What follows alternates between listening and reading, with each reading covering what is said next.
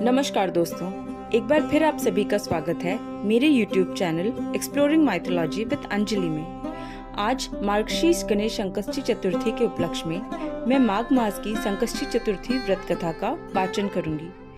दोस्तों, इससे पहले भी मैंने गणेश संकष्टी चतुर्थी व्रत कथा पर एक वीडियो अपलोड किया था, आप उसे भी देख सकते हैं। उसका लिंक मैं डिस्क्रिप्शन बॉक्स में मेंशन कर दूंगी।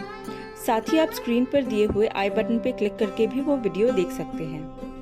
तो चलिए दोस्तों, अब कथा शुरू करते हैं। ये कथा श्री गणेश महापुराण में भी उल्लिखित है और बहुत ही रोचक है। कथा इस प्रकार है। एक बार पार्वती जी ने अपने पुत्र गणेश से पूछा कि हे वत्स, माघ मास की चतुर्थी को किसका व्रत और पूजन करना चाहिए, कृपया बताओ। श्री गणेश ने कहा, हे माता, माघ मास की चतुर्थी को भालचंद्र की पंचोपचार से पूजा करें। पूजा के बाद तिल के लड्डू बनाकर श्री गणेश को भोग लगाएं। प्रसाद वितरण कर इन्हीं लड्डुओं को खाएं। इस व्रत की एक कथा सुनाता हूँ माता, आप सुनिए।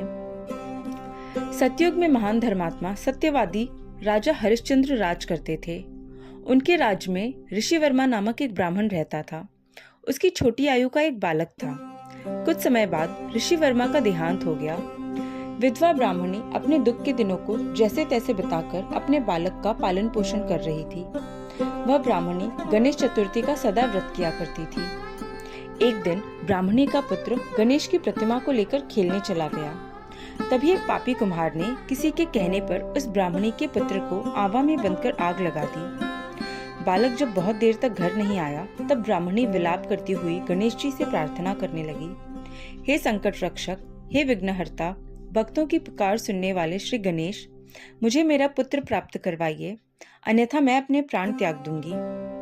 सवेरा होने पर जब कुम्हार ने अपना आवा खोलकर देखा, तब उसमें कटी पर्यंत अग्नि में बालक को खेलते हुए देखा। कुम्हार को बड़ा आश्चर्य हुआ। उसने राजा हरिश्चंद्र के पास जाकर कहा, राजन, मैंने घोर पाप कर्म किए हैं, मेरा वध कर दीजिए। मैंने आवा पकाने के लिए आग लगाई थी, किंतु बर्तन पके नहीं। तभी किसी दुष्ट ने कहा कि अगर तुम आवे में किसी बालक की बलि दोगे, तभी तुम्हारा आवा पकेगा। मैंने एक बालक को आवे में दबाकर आग लगा दी, किंतु जब आवे को खोलकर देखा, तब कमर तक अग्नि में खड़ा यह बालक खेल रहा था। ये समाचार सुनकर ब्राह्मणी भी वहां आ गई और अपने पुत्र को उठाकर छाती से लगा लिया। राजा ने ब्राह्मणी से पूछा कि हे साध्वी, तुम्हारा बालक अग्नि में क्यों नहीं जला? तुमने ऐसा कौन सा जप या पूजन किया है जिसके प्रभाव से बालक जीवित रह गया? ब्राह्मणी ने कहा कि राजन, मैं कोई विद्या या मंत्र आदि नहीं जानती, ना ही कोई तप करती हूँ। मैं तो केवल दुख हरता गणेश जी का पूजन और व्रत किया करती हूँ। कदाचित इसी व्रत के प्रभाव से श्री गणेश जी ने मुझ पर कृपा की और मुझे मेरा पुत्र पुनः दे दिया। राजा ने सारी प्रजा को इस व्रत को करने को कहा। इस तरह वहां की समूची प्रजा इस व्रत को करने लगी। कृष्ण जी ने धर्मराज से कहा कि तुम भी इस व्रत को किया करो, जिससे तुम्हारी सारी कामनाएं पूर्ण होंगी और अपने राज्य को प्राप्त कर तुम भी सुख भोगोगे। श्री युधिष्ठिर ने वैसा ही किया, जिससे उन्हें राज्य की प्राप्ति हो गई। धन्यवाद दोस्तों, ये कथा यहीं समाप्त हुई। आपको गणेश संकष्टी चतुर्थी की हार्दिक शुभकामनाएं। जय श्री राम।